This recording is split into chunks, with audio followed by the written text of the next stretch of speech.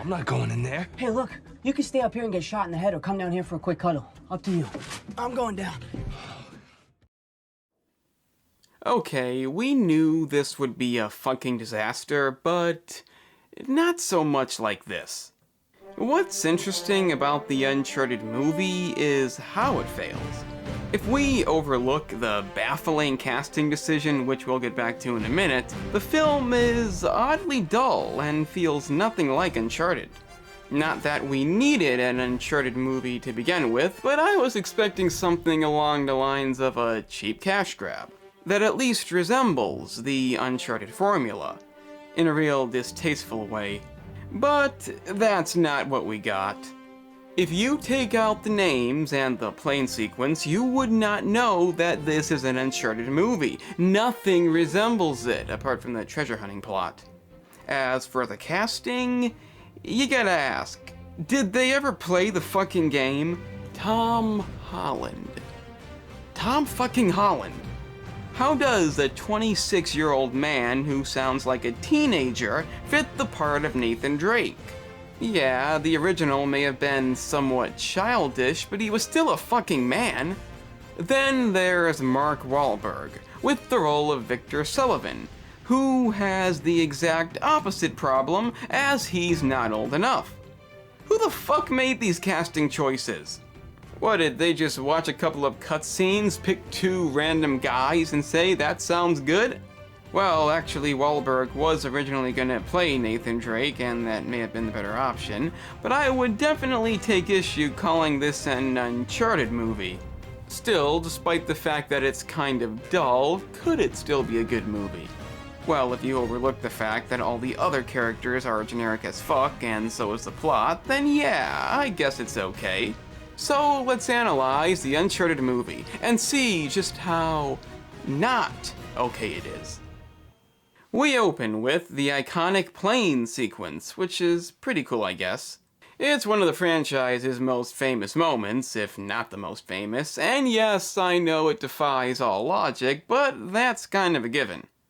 Kind of like how this is the middle of the movie, and at the most climactic point, we transition back to the beginning, in which we're introduced to young Nathan Drake and his brother Sam, who is not really going to affect the movie at all, apart from slight motivation and possible sequel bait, which is hopefully for naught.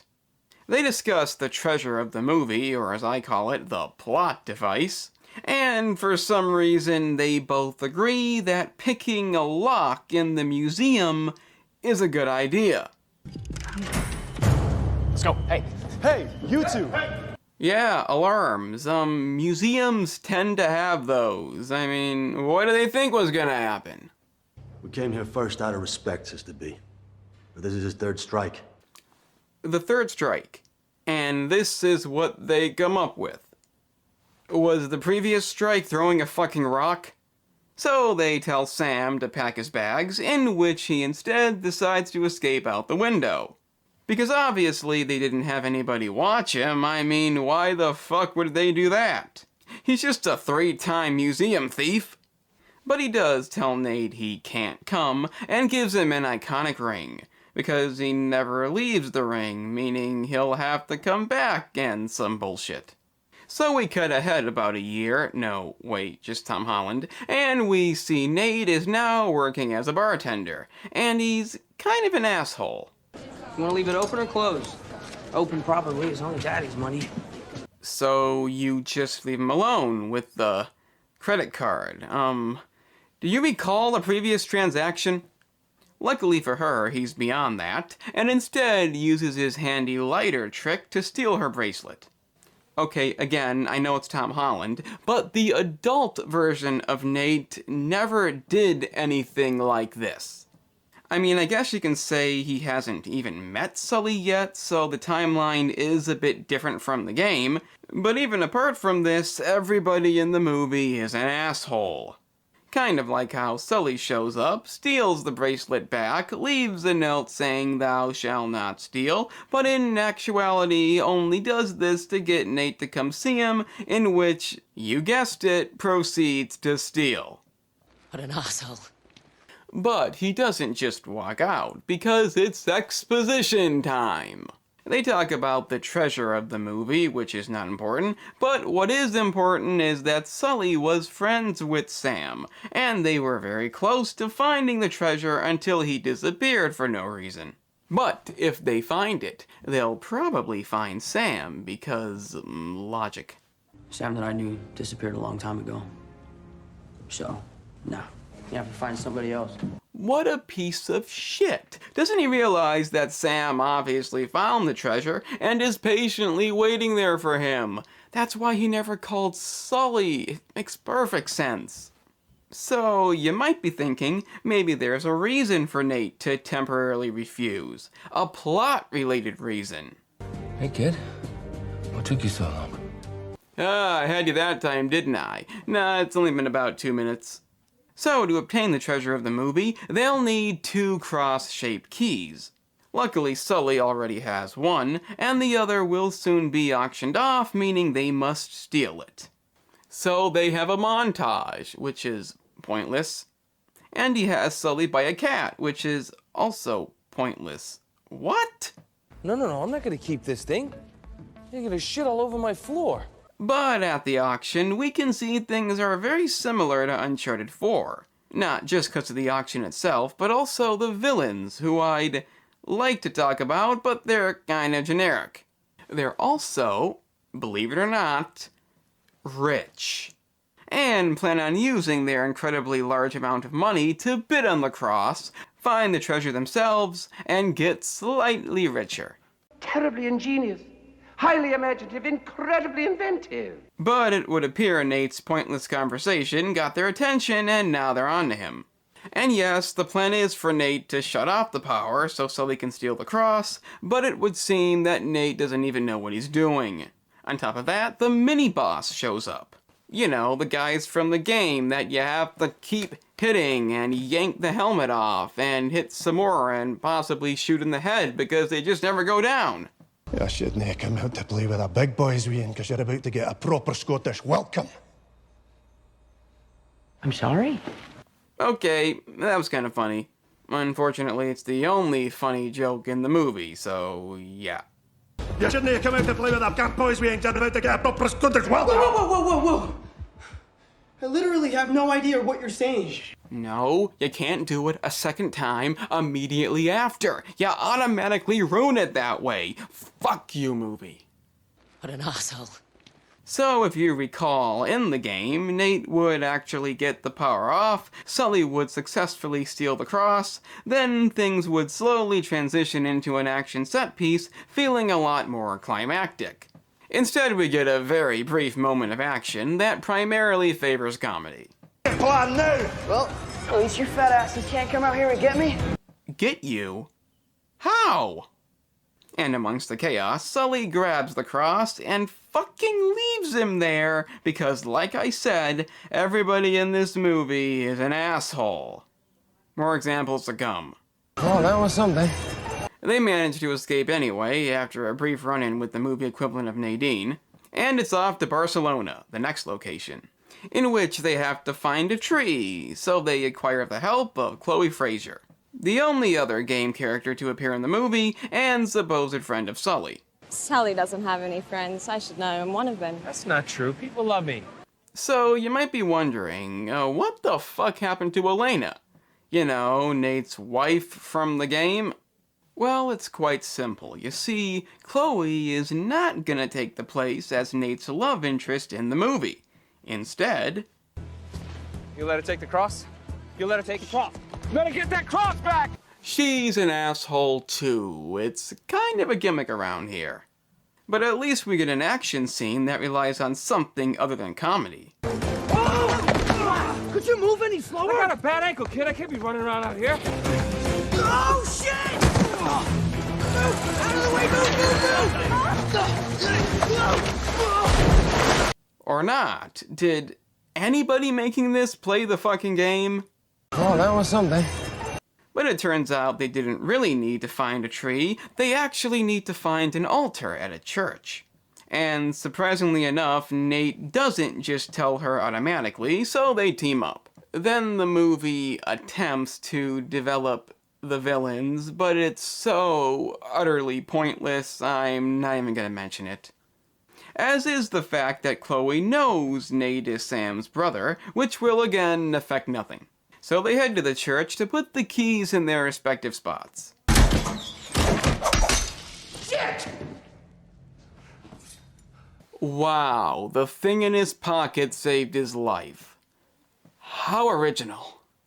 They head off in separate directions to put the keys in the next place they have to go. But the movie equivalent of Nadine is there too, and she's brought the sub-bosses. And then they actually try to give Chloe some kind of backstory. Which again, I'm not gonna waste time explaining. Once you see her role in the movie, you'll understand why. They then end up inside a dance club area and, get this, start dancing to blend in. You do realize those guys have seen you, right? You might be thinking they just really wanted to have a scene like this, but they only do it for 10 seconds. Kinda like the other distractions they attempt to make, as they have no effect on anything. Hey, whoa, let me guess. Pina colada? Okay, I take back what I said earlier, anything with this guy is funny. Okay, I got it. Sex on the beach. And again, you've overdone it. What a great scene. Oh, that was something. They finally manage to use their key, resulting in a trap that will drown them. The only way to stop it is if Sully uses his key, which just so happens to be at a Papa John's. On top of that, the Nadine equivalent shows up to make things even more difficult. And I gotta admit, I actually like this scene. It does, again, favor heavily on comedy, but what's interesting about it is that Sully actually wins. You know, the guy who's portrayed as an old white man. Despite this movie doing almost everything wrong, it does not take a politically correct approach, and I gotta appreciate that. I can't believe you walked out on me, you son of a bitch! Yeah, I know, they had a thing at one time, but I don't care. I mean, he even uses her to break the glass to get to the keyhole. Can you imagine that? Like a fucking James Bond movie. Oh, that was something. Unfortunately, after that, the movie goes back to being shit, as they locate a room with, well, I think you know the answer. What's happening? No. It's gotta be here. Who would have seen that coming? The treasure isn't here. Instead, a map leading them to the next location. How fucking original. Hey, Chloe. Give it to me. You're kidding, right? That's exactly what I was thinking, as there's not really any reason for her to do this. It's supposed to be because she doesn't trust him, but he did just save her life, so I guess you just wanted everybody in this movie to suck. She tells Nate that Sully's lying about Sam and knocks him out. I could point out that this is nothing like her game counterpart, but at this point that's kind of redundant. Sully admits to Nate that Sam was shot by Nadine equivalent and left for dead, the means of which don't matter. And he really only needed his help because he's his brother and might have known something. So that's what this is about. You dragged me all the way out here. Let me believe that I might see my brother again because you think that I know something? Yeah. Do you? You know, at some point, it stops being funny. If Sully was originally a dick, if him being an asshole was his well-known character trait, that would be one thing. But it's not. And the obvious conclusion when they eventually make up and become friends doesn't excuse any of this. What an asshole. Yeah, he tells Sully to fuck off, but you know they're gonna make up in the next scene. Again, so what's the fucking point? What the fuck happened to you, man? Your ass used to be beautiful. It's then revealed that Chloe was working for the main bad guy the whole time, making the Nadine equivalent unpleased, as she wasn't told about this for some reason. And Nate, big shocker, doesn't walk away, telling Sully they'll do this and then that's it. I mean, he put on one of the game's iconic outfits, what do you expect? My father gave me this card when I turned 18. It's been my good luck charm ever since. We already know this car is gonna affect something. Just having it in the scene would have been enough. Kinda stands out. So they all board the plane, and it turns out the Nadine equivalent is a traitor, and kills the main bad guy. I'm not surprised, just look at how the good guys act in this movie. What's more surprising is that Chloe slips away, and somehow nobody notices. No loose ends. Well, maybe they were distracted by that vest. I mean, what good do you think that's doing you? It's kind of leaving the important parts exposed. It turns out Nate and Sully snuck aboard too. It's a good thing they just left that map there. And now all they have to do is parachute out. But... Hey! Did you kill my brother? well, you gotta get a real dumb decision in somewhere, I guess. Oh, that was something. So Sully ejects immediately. I can't really blame him this time. And we finally have that epic plane sequence from the intro and the third game. And I have to admit, it's pretty good. A lot of differences from the game, I appreciate that. But here's the thing, we have around a half hour of movie left, and this is the first big action set piece. Everything up until this point has been mediocre, and heavily focused on comedy. Even that scene that I liked was still mostly comedic, meaning we really only get this scene and the final scene, which is, spoiler, kind of different, but it's the only unique action set piece in the entire movie. Is this a joke? So, everybody you don't recognize flies out, and Chloe devises an ingenious escape plan. A fighter to the bitter end. This is a very bad idea. Yeah, tell Ruben Fleischer that. And I'm sorry, but at some point, things do get a bit too illogical. Especially because, like I keep saying, the movie's fucking boring. And this is out of place. Oh, and in case you're wondering if Chloe wasn't really on their side and it was just some kind of trick, no, she was. She admits it. Doesn't apologize, but of course Nate forgives her. And then this. Whoa! What the hell happened to you two? Fell out of a car that fell out of a plane? Huh. Hey, something like that happened to me once. I sure as hell hope you agreed to this before seeing the movie. I'm not even gonna look it up, I don't want to know. So again, it turns out the bad guys are going in the wrong direction.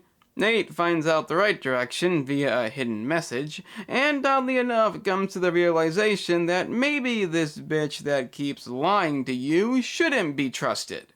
So instead he leaves her fake coordinates, which she has no problem taking, leaves him an apology note, and is basically out of the movie. No, really, apart from the fact that this is, again, nothing like Uncharted, what the hell kind of movie does this? She's not a villain, so what's the point of getting rid of her before the climax? How does this benefit anything? And I know I keep going back to this, but Uncharted was not a game about everybody screwing everybody over until the final scene. Nor was any other treasure hunting themed franchise. If that's all your movie has to offer, then your movie fucking sucks. So Nate heads off to the final location, and Sully's there too. I don't give a fuck why. The point is, they found the gold. So much more than we thought. Plus the other ship. Plus the value of the ships themselves, which you can't even put a price on. Okay, I don't know if the boat you came there in is gonna withstand all that gold, but how the fuck do you plan on getting the ships out of there? Anyway, the quote-unquote bad guys show up, so they have to hide. And we see they have their own method of transportation. Still doesn't explain how Sully planned on moving it, but damn is this a good idea for a climax. I mean, imagine if the fourth game ended this way, opposed to that basic sword fight. That would have been fucking amazing. I know it makes no sense when it comes to physics and decay, but who gives a shit? It's the only big action set piece in the movie that isn't taken from the game. For the most part.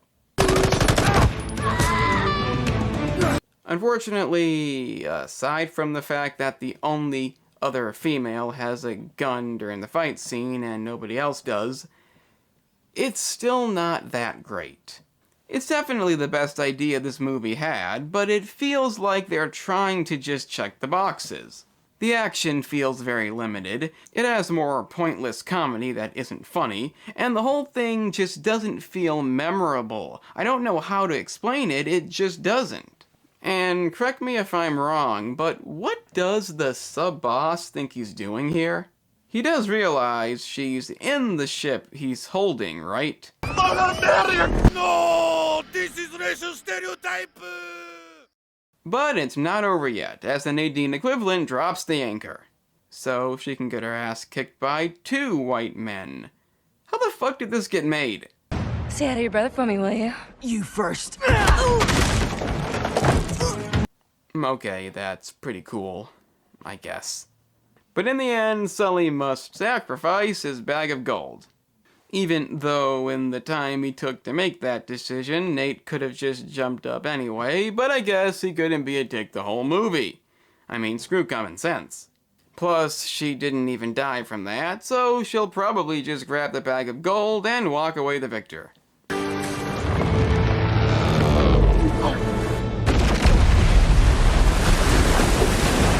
Well, that was stupid. I mean, she's only been bad the whole movie. I mean, she could have come back, started in the spin-off movie as a side character, and, you know, become good for some reason. But at least it's not a completely cliche ending, as Nate saved a bunch of gold, so somewhat happy ending. Along with Sam not being dead, obviously, and a sequel bait scene, which hopefully isn't happening. And that was Uncharted, the movie, and I was wrong. I never thought they'd fuck it up this way. Look, whenever you have a movie based on a video game, you know it's gonna probably end badly. The basic remake has better odds. Nobody expected a good movie, that's a given. Some people apparently were hoping for a fun movie. I didn't even expect that. You can't take a franchise this beloved and make it into a film unless you really respect it and know what it's supposed to be. If your only concern is making money off the title alone, then even 1 or 2 decent scenes are left feeling distasteful and nobody really gives a shit. That's pretty much what this is. If anybody working on this actually played the game, then they didn't give a fuck. This is a run-of-the-mill title and names only adaptation. Only 2 scenes came from the games, and only 1 was remotely good. Not to mention the only good action set piece in the movie. And that's the thing that surprised me the most. The movie's fucking boring. I knew it'd be mediocre, but not boring. I've already mentioned this multiple times, but the only reason this movie starts out in the middle is because it's the only action we get for a long fucking time. Unless you count the supposed action scenes that rely heavily on comedy, and that's another thing. The comedy, it sucks. It mostly sucks. It highly overstays its welcome and very poorly represents Nathan Drake. He may have had a couple of funny lines in the games, but he wasn't a fucking dumbass. The casting's bad enough as it is, but why the fuck would you make him like this? What about this appeal to anybody? At least he's not a complete asshole like Sully, who was in my opinion unredeemable. Again, not that way in the game. And Chloe, who is arguably worse, as in screwing over Nate several times and then just dropping out of the movie. Real baffling decision there, and again, nothing like the game. The villains are equally generic and boring, betraying each other over and over again to the point of it being idiotic, and are not remotely memorable in the slightest. The same can be said for the plot itself, obviously, but I guess a treasure hunting plot doesn't have to be that interesting. It's not really the point, but if for some reason it was, it wouldn't have saved this. No, in the end, the only positive is that oddly enough, there isn't any of that feminist bullshit, which is very surprising. But aside from that, the movie is, as expected, a complete fucking mess in one way or the other. Or in some people's case, a disappointment if you're somebody who actually wanted this for some reason. But anyway, I am the analyst, and remember, kids, not everybody's an asshole, unless you live in the Uncharted film universe. It's a pretty nasty place. So, you made it to the end, an impressive feat indeed. Since you managed that, consider checking out the gaming channel, in which I cover a variety of gaming topics, like in-depth gameplay, and analysis videos like this one. If you want to see that, then press the link in the description.